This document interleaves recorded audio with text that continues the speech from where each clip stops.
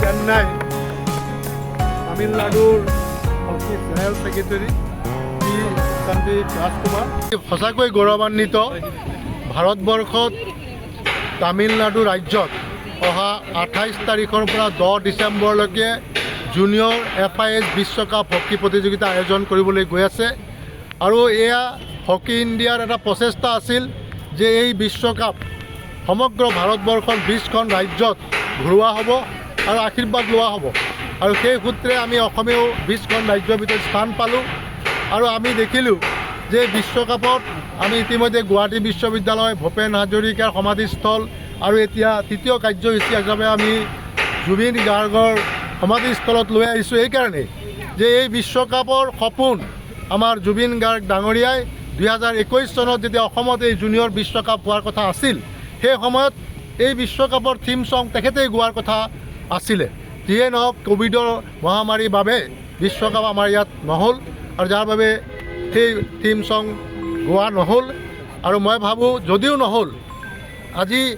অহা 28 তাৰিখৰ পৰা যি বিশ্বকাপ হ'বলৈ গৈ আছে সেই বিশ্বকাপত আমি শ্ৰদ্ধাৰ জুবিন গাৰ্গৰ আশীৰ্বাদ লৈ ভাৰতীয় দলে যাতে চেম্পিয়ন হ'ব পাৰে তাৰ আশা লৈ আজি আমি এই বিশ্বকাপৰ মূল ট্ৰফি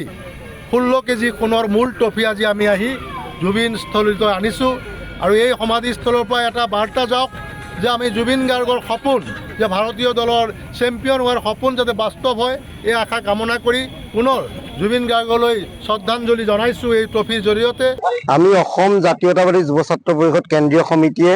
এই হকী বিশ্বকাপৰ ট্ৰফি জুবিন ক্ষেত্ৰত আনি যি পদাৰ্পণ কৰিলে তাৰ বাবে আমি হকী প্ৰেমী ৰাইজলৈ সকলোকে আমি আন্তৰিক অভিনন্দন জনাইছোঁ আৰু আমি আশা কৰোঁ যে জুবিন গাৰ্গে যি থিম ছং গাবলগীয়া আছিলে তেওঁ এক সন্মান জনালে তেওঁলোকে সেইবাবেও ধন্যবাদ। লগতে আমি এটা আমাৰ দাবী আৰু আহ্বান যে যিহেতু জুবিন গাৰ্গৰ ইয়াৰ এটা আশা আছিল যে থিম ছংটো গাই এটা বাৰ্তা দিব আৰু আমি ভাবিছোঁ হকী বিশ্বকাপৰ এখন খেল হ'লেও আমাৰ অসমলৈ আনক যাতে অসমৰ ৰাইজে চাওক যে জুবিনৰ এক আশা যাতে আমি বাস্তৱ ৰূপ দিব পাৰোঁ এক প্ৰয়াস আৰু এই ভাৰত আৰু অসম চৰকাৰলৈ আমাৰ অসম জাতীয়তাবাদী যুৱ ছাত্ৰ পৰিষদৰ পৰা এক আহ্বান।